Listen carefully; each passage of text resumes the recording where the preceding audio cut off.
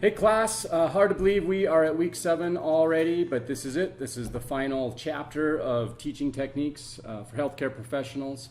So let's just jump right into the week 7 module. So if you've scouted through this already, or if this is your first time to week 7, perhaps you've jumped in here a couple weeks ahead of time to see what the final project infographic is all about. That's fantastic news. And you'll see there's lots of information here about the infographic itself, a nice little video showing you how to make a infographic straight from the piktochart website, and then a discussion board link where you will submit your infographic. So pretty simple this week, not a whole lot of course material to review, really nothing new. We're combining everything we've learned and giving you some time to be creative to produce a really nice looking infographic that you could display publicly. And perhaps this is something that you could use within your facility on the project that you're currently working on. So I do have an example that's listed here. I'll just quickly show you that. This is an example I created for the degree advancement program. So you can kind of see how the infographic is laid out. It clearly jumps sort of from one box to the next and then carries on, follows this little roadmap. So 1, 2, 3, and then the final destination down here at the bottom. And that's really how you want your infographics to flow. You want them to sort of jump from side to side, from top to bottom, in a coherent structure that leads your viewers' eyes through the information that you're presenting to them. The key is not to get too wordy, not to get too detailed with this information. Literally, you want people to walk by this as they're walking through a hallway. Maybe it's posted on the door or a wall, or maybe they see it on social media, but they're just skimming past it. You want them to see it for about 2 seconds, 3 seconds max, and they should know completely what's going on, what it is that you're trying to get across to them. So keep that in mind. It needs to be quick and easy. Perhaps someone stops and looks at it for a moment, but then they're moving on. This is not going to be a whole bunch of block text paragraphs where people are going to have to stop, get close in, and then read the material back and forth. That just simply isn't going to happen. And that's not how we learn in this consumer type of age. We want these short 2 to 3 minute YouTube videos. We want a short infographic, a meme on Facebook or something like that. So we need to be able to think creatively and head into that direction. Okay, so let's jump back into week 7. So lots of information here as far as the project, discussing all of that information. We've already talked about the topic and the narrowing your topic, so all that's old news at this point. If this is your first time jumping in and you're several weeks ahead in the course, that's great. This is going to show you the information that you should be preparing for. If you're jumping in at week 7, this is old news. But here's all the expectations for infographic. It tells you how to get into piktochart, looking through some of the examples, and just going over the types of things that are there. Make sure that you're turning in your infographic via a hyperlink to your infographic site. So that means you should turn in a hyperlink that takes me, when I click on it, and in the discussion board to your infographics website. Now, in order to do that, in order for people to see that once they get there, you need to have your permission settings set to public so that anybody with that link can simply go in and see your graphic. Otherwise, we click on the link, we go to the infographics webpage, and it's just going to say that there's nothing there or that it's locked and that we can't see it. So make sure your permissions are set to public. That way I can see it and can grade it, but also when you post that hyperlink into the discussion board, then your classmates can also see that. One other really cool thing I want to make note of is in piktochart, they have this presentation mode. And what you'll notice is that the infographic is laid out by blocks. So you'll have sort of like block 1, block 2, block 3, and so on. And blocks could be analogous to a slide in PowerPoint. And so they actually have a button you can push. You can click present, and it'll actually take you into presenting your slides or your blocks of your piktochart. Okay, so regarding that presentation mode, here we are in piktochart. So if I just hover over, I'm on my dashboard. If I hover over my project and then I click on these 3 menu buttons up here at the top, I can click on present, and this is pretty cool. It actually shows me all of my different slides. So let's click on Show Presentation. Now I'm in a PowerPoint style presentation of my piktochart, and I can simply click to different blocks within my piktochart infographic. And so if I were to be presenting this, I could actually make this sort of a PowerPoint based off of this piktochart infographic platform, and then be able to present this as a PowerPoint to my department or to a group of students or anything else.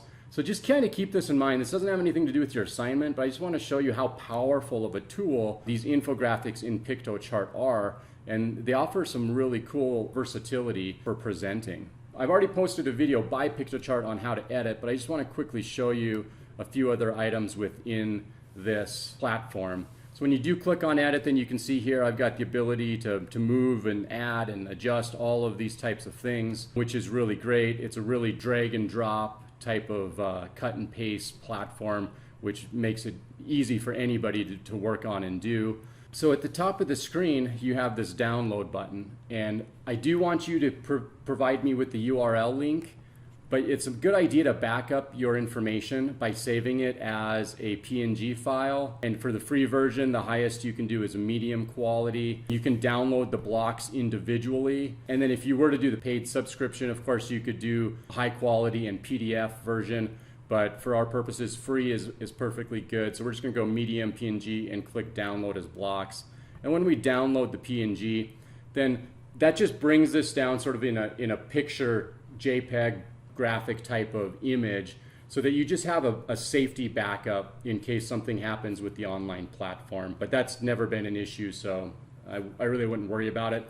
But this does make it easy to share this on social media, because now instead of sharing a link with a URL, you're actually sharing the picture itself. So I do recommend that as well. Okay, so one other thing to note with your infographic, make sure when you're using citations, because you should still be citing items and then also putting the references down at the bottom, make sure that you are using a superscripted numeral next to the cited text. Now this is not technically APA style.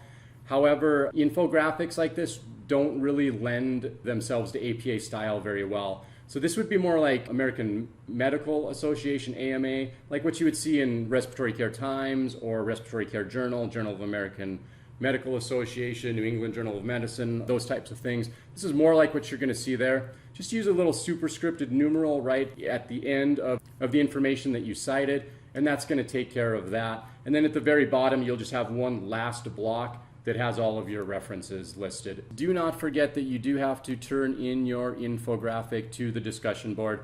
This is so that your classmates can interact with you, they can learn from your creativity and educational assignment, and then you can learn from theirs.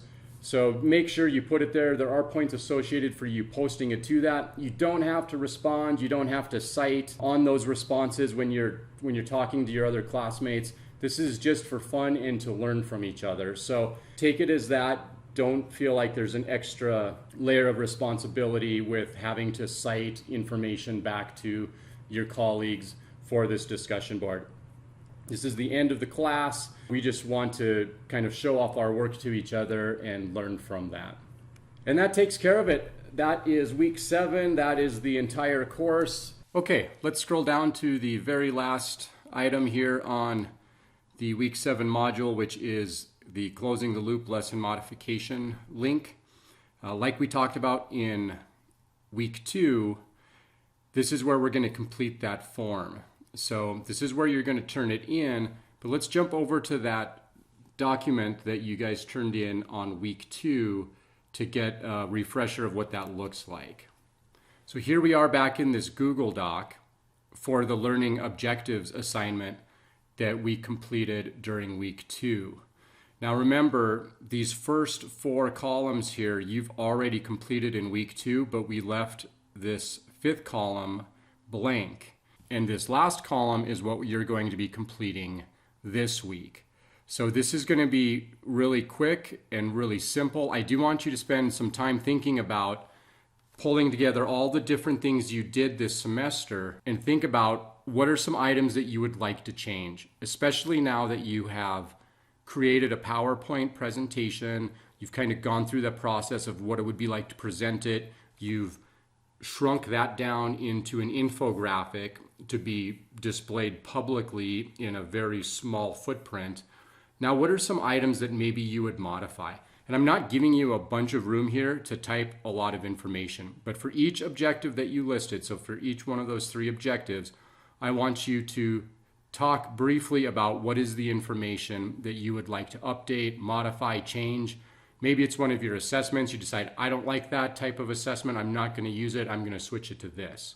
Or maybe you decide because of the results of one of your assessments, the students didn't do as well as you would have liked. So that shows you that you need to increase the amount of information taught or the depth of material taught around that current objective. So that's what I'm looking for in this area. Again, it's got to be short. I don't want a full paragraph here. I just want a couple sentences of what you're going to change regarding that one objective. And then that takes care of this project. Once you've completed that, just jump back over into week 7, go in and submit it into the closing the loop section here, just like we've been doing the rest of the sessions. And that takes care of it. That is week 7. That is the entire course. I hope you've enjoyed it as much as I have. I want to thank you all for your hard work, for turning in assignments on time. That really helps me grade, just for being such a great class in general. So I just want to thank you, and I want to give you guys all the best moving forward in your careers here at Boise State.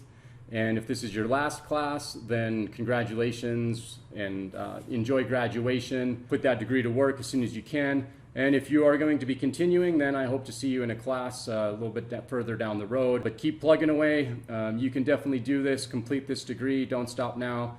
Keep moving forward. It will pay off, and it definitely is worth it in the end. So just keep chunking away at it, and pretty soon you'll be the one graduating and getting that career promotion as well.